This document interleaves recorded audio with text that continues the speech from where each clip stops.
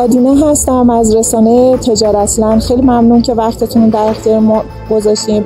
ضمن معرفی خودتون یک معرفی اجمالی در مورد شرکت هم بفرمایید. سلام عرض کردم. من سید جواد میرحیدری هستم. تو صنعت پلیمر حدود 60 ساله دارم کار میکنم. سنم 74 ساله. از 14-15 سالگی دارم کار میکنم الحمدلله تو این صنعت. کارم از آموزشگاه حرفه‌ای و هنرستان شروع کردم و کلا از گیر صفر شروع کردم. نه پدرم سرمایه‌دار بود نه پولدار بودی. تونستم الحمدلله از کارگری و شکر خدا به اینجا برسونم. چقدر عالی. الان چند نفر پرسنل دارین تقریبا تو شرکتتون؟ تو شرکت حدود 400 نفر داریم تو چند تا شرکت. بسیار عالی. پس شما یک کارآفرین موفق هم حساب میشین. من میخوام بپرسم که بزرگترین چالشی که تو مسیر شغلیتون بوده چی هست؟ خب چالش زیاد بوده ولی همت میخواد. خیلی زحمت کشیدیم تا البته من رو هم بالای 15 تا 20 شرکت درست کردم که بزرگترینش سبلان پلاستیک بود و با بزرگ شدن بالاخره بچه‌های اخویا از هم جدا شدیم. الحمدلله 5-6 تا کارخونه بزرگ هست. بسیار عالی. بفرمایید که وقتی که ناامید می شدین، وقتی که حالا قطعا زمین خوردن بوده، بلند شدن بوده، چه چیزی شما رو به ادامه راه تشویق می کرد همیشه؟ اول توکل به خدا بوده. واقعا همیشه خدا پشت پناهمون بوده و دعای پدر مادر. ما حتی شده ماشین زیر پام، فرش خونه، طلای خانم فروختم، دوباره اومدم شروع به کار کردم. ولی 18 سال پیش که من از اخوان جدا شدم دوباره از صفر شروع کردم، چون تمام کارخونه سبلان و سهن کاوش رو دادم به اونا، چون 3 نفر بودم من 1 نفر. من ملکیت برداشتم الحمدلله شروع کردم تو شرک بهارستان البرز، اونجا از صفر شروع کردم کارو. بفرمایید که مخاطبان تجارتمند عموماً جوان‌ها هستن، جوان‌هایی که به تازگی میخوان به عرصه اقتصاد ورود بکنن. در واقع مشاوره شما به عنوان کسی که سال‌ها در این کار هست و در اقتصاد مملکتمون نقش مهمی ایفا کرده چیه؟ ببینید هر زمان مقتدی به زمان خودش میکنه. خب ما اون موقع بیشتر با دست کار میکردیم، ریخته‌گری داشتیم. من از کنم از تراشکاری و قالب‌سازی شروع کردم. تراشکاری خب شاگردی کردم. من حدود لااقل 10 سال شاگردی کردم که کار یاد گرفتم. بعد از خدمت اومدم واسه خودم یه مغازه زدم. مغازه‌ام خریده بودم 4000 تومان از این تاق‌های نازی آباد. بعد 5000 تومانم به سازمان مسکن داده بودم. بالاخره این زمانم 4-5 تومن پول بود. بعد خدا بیامد حاجت صحت دستگاه نسیه میفروخت، دستگاه تراش گرفتم از نسیه. بابام درد میداد بابا آبرومون میبری، ولی خب خدا کمک میکرد، کار میکردیم، قسطاشو میدادیم، یکی اضافه شد. الان اگه بخوام باور میکنید همینه. من خودم چون قبل از این که بخوام بازار کار بیام در فروشی میکردم، خب تا تونستم اون بازار رو بشناسم، کار رو بشناسم. خدا بیامرزه، دوستای خوبی داشتم چون کارگری کردم، دوستای خوبی داشتم که تونستن به من کار یاد بدن.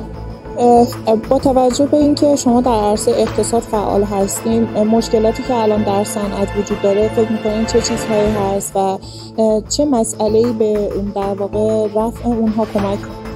خب واقعا خود ما باید کمک بکنیم تا مشکلات رو رد کنیم. خب دولت هم یه وظیفه‌ای داره.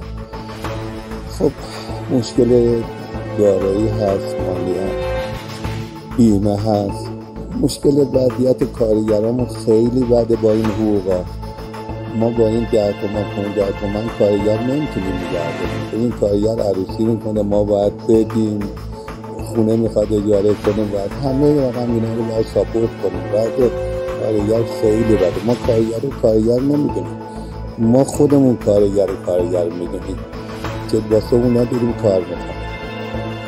می‌کنی که در واقع مشکلاتی که تو صنعت وجود داره و شما یه بخشی اشاره کردین چه مسئله‌ای به رفع اینها کمک میکنه؟ کلاً یه بها بدم به کارآفرین رو بالاخره حمایت بکنم از همه لحاظ. خب این مسئله مشکل برقمون مال امروز نیست، باید تو 40 سال گذشته بازسازی میشه. خب مشکلیشو ما با این همه سرمایه گذاری کردیم شده آهن‌پاره موقع برق نباشه. خب واقعیت خیلی مشکل داریم مسئله برق و این مسئله. در مورد خدماتی که شرکت شما ارائه میده به صورت جزئی بفرمایید که چه کاری خدماتی که من از اول شروع کردم، خب کارو قالب‌زدی و ماشین‌سازی، بعد اومدم تو کار پلاستیک. اولین کارم کلمنای دهن گشاد بود که خیلی به درد جبهه‌ها اینا می‌خورد. بعد صندلی‌های پلاستیک درست کردم که واقعا به جای فلز و چوب. بعد اومدم پالت‌های پلاستیک، این باکس پالت هاست. همینطوری تمام احتیاجات شما حساب کنید یه زمانی مثل کنستانتینل بشکه نداشتن، اومدم بشکه تولید کردم. در واقع بازار شناسایی کردم تا قطعی کم بوده. خب پتروشیمیا موادشون رو چوب، پالت چوبی میدادن. من پالت‌های پلاستیک ساختم واسه اولین بار تو ایران. تونستم جا بندازم که پتروشیمیا با پلاستیک کار کنن. این قالب‌های بتون ساختم به جای آهنی. مخازن تفکیک دوباله رو آوردم. خب ایران واسه اولین بار. از صادراتتون بفرمایید، آیا به کشورها صادرات داریم و حجم این صادرات چقدر هست؟ اکثری صادراتمون الان به اروپا است. بلژیک، هلند تا روسیه، آسیای میانه داریم، امارات تا آفریقا میدیم، تا حتی به چین، تایوان صادر کردیم. ما الحمدلله حدود 20 میلیون دلار صادرات داریم. فکر می‌کنم مزیت رقابتی محصول شما نسبت به سایر موارد مشابه چی هست؟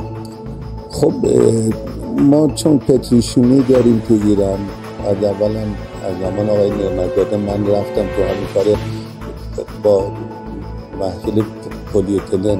الحمدلله ما تونستیم یه مقدار بازار دنیا رو با این قیمت یه مقدار پایین بود مواد پلی اتیلن تو ایران، تونستیم بازار رو بگیریم الحمدلله.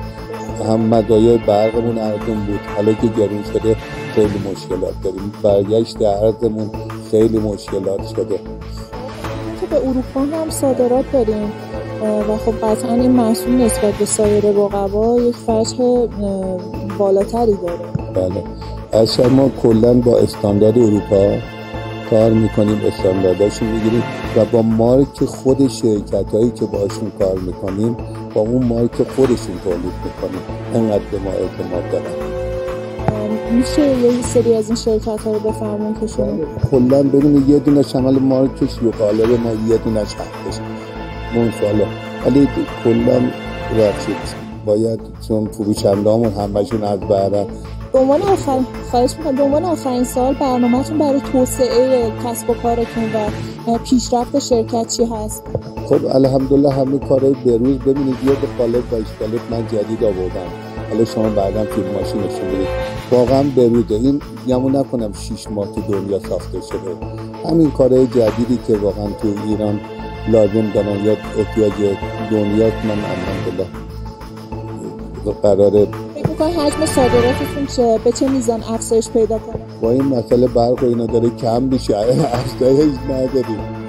ما دیروز جرمادر که داشتیم حساب کردیم که در 12 ساعت 3000 لیتر مصرف گازوئیل داشته. خب با این مصرف گازوئیل با لیتر فلان قدر. با توجه به تمام فرمایشاتتون من میخوام چکیده صحبتاتون و چکیده تجربیات این چند سالتون رو در حد یه جمله به دوربین ما مخاطبای ما بفرمایید. خب از همه میخوام که واقعا همت کنند و دنبال شغل برن. یه مسئله میگه که شاه عباس رفت خواستگار یه دختره گفتش که تو چی کاره؟ گفت من شاهم. گفت شغل نیست که. شاه عباس مجبور شد بره حسیر بافی یاد بگیره بعد بیاد. تا شغل یاد نگیره، تحرکاتی که گذاشته بودن خیلی خوب بود. بچه‌ها یه کاری یاد میگرفتن. من خودم از دبستان که در اومدم رفتم آموزش دادم. خب تونستم، ولی دنبال شغل دارم. میان بچه، من یه پژوهشگری دارم، از دانشگاه میان اصلا نمیدونم کار چیه، تو دانشگاه چی نمیتونن یاد بگیرن. واقعا باید یه تخصصی تخصص اون بالاخره دانشگاه صنعت و هم باید دست هم بدن جوانای مقدار آموخته تر بشن. خیلی ممنونم وقتتون و تجربیاتتون رو در اختیار ما گذاشتیم. انشالله که روز به روز بدرخشید. سلامت باشید. ممنون از شما که تشریف آوردید. به امید روزای خوب.